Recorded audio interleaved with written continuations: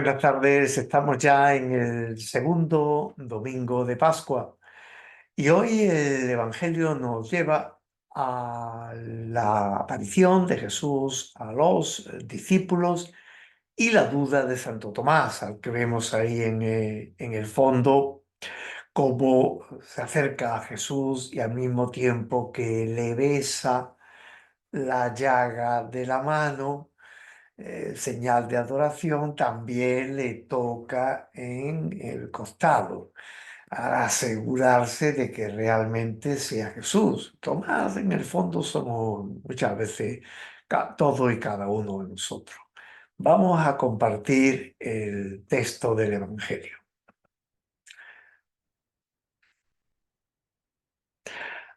Al anochecer de aquel día, el primero de la semana, estaban los discípulos en una casa con las puertas cerradas por miedo a los judíos. Y en esto entró Jesús, se puso en medio y les dijo: paz a vosotros. Y diciendo esto les enseñó las manos y el costado. Y los discípulos se llenaron de alegría al ver al Señor. Jesús repitió: paz a vosotros. Como el Padre me ha enviado, así también os envío yo. Y dicho esto, sopló sobre ellos y les dijo: recibid el Espíritu Santo. A quienes les perdonéis los pecados, les quedan perdonados. A quienes se los retengáis, les quedan retenidos. Tomás, uno de los 12, llamado el mellizo, no estaba con ellos cuando vino Jesús, y los otros discípulos le decían: hemos visto al Señor.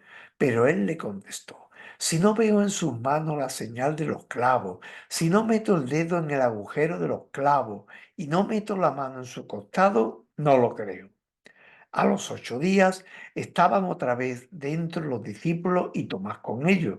Llegó Jesús, estando cerradas las puertas, se puso en medio y dijo: paz a vosotros. Luego dijo a Tomás: trae tu dedo, aquí tienes mis manos. Trae tu mano y métela en mi costado, y no seas incrédulo, sino creyente. Contestó Tomás: Señor mío y Dios mío. Jesús le dijo: porque me has visto, has creído. Bienaventurados los que crean sin haber visto.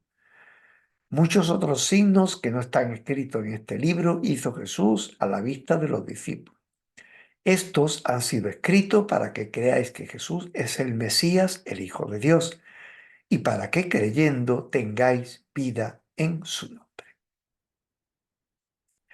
Bien, bueno, pues efectivamente vamos a tratar un poco de ver algunas cuestiones que pueden, creo, ser importantes. En primer lugar, vemos que la aparición se produce un domingo, precisamente el día de la resurrección.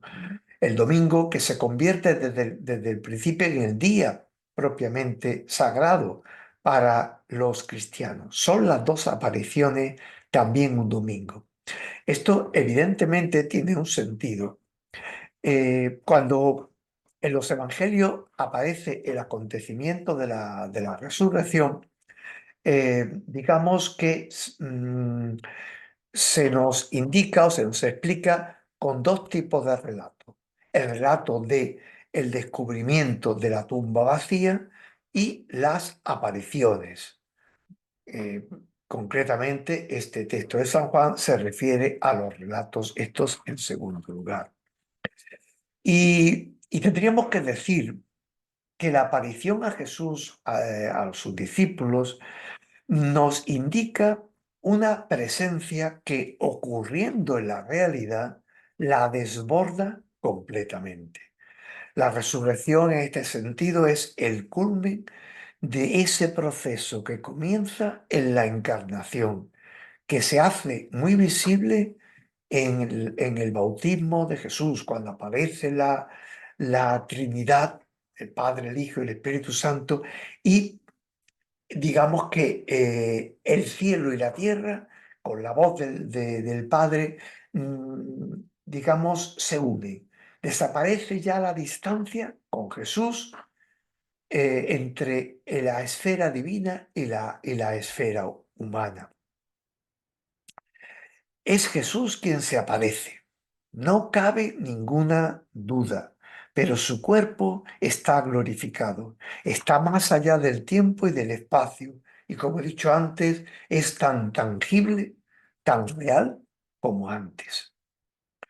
Porque la resurrección no es una vuelta a la vida anterior, como ocurre con los relatos de la resurrección que hace Jesús, a la hija de Jairo, por ejemplo, al hijo de la viuda de Naín y sobre todo a Lázaro, sino que es la entrada y permanencia en una vida que ya no tiene fin y a la que el Señor nos invita.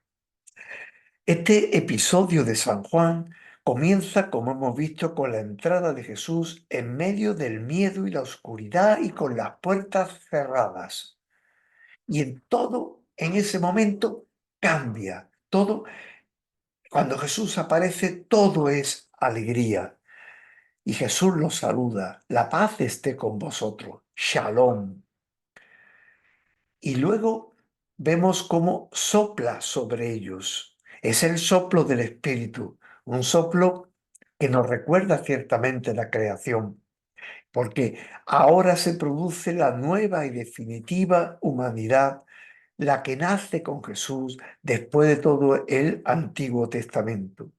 Es un soplo que también vemos en San Juan, eh, en la propia muerte de Jesús, cuando nos dice San Juan que Jesús entrega el Espíritu y que ahora cobra todo más sentido.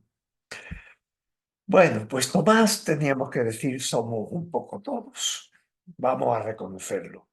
Porque muchas veces no nos fiamos de la experiencia de fe de nuestros hermanos, de la propia comunidad que es la iglesia, pero es, sin embargo, precisamente en el marco eclesial en el que Tomás estaba ausente, donde Jesús vuelve a aparecer y expresamente a él le muestra las manos y el costado. Y es que Jesús necesita que Tomás crea con su costura, con su forma de ser, con su forma de pensar, y no defrauda. Pero la referencia, repito, es la iglesia. Señor mío y Dios mío. Es esta frase de Tomás, es esta ejaculatoria que a veces decimos y que todos tendríamos que hacer nuestra cuando experimentamos la presencia de Jesús en la Eucaristía, como los discípulos de Maús, en nuestra vida de cada día, en los demás, especialmente en los más pobres y necesitados. Vivamos nuestra fe pascual, nuestra fe en la resurrección, como un acontecimiento, como una presencia real del Señor en mi vida, en la vida de la iglesia, y que no nos dé miedo muchas veces ser como Tomás, si eso significa estar abierto a que Jesús se acerque a mi realidad y me muestre su propia realidad, esa realidad de amor infinito y al mismo tiempo cercano, que me haga decir también, Señor mío y Dios mío. Buenas tardes.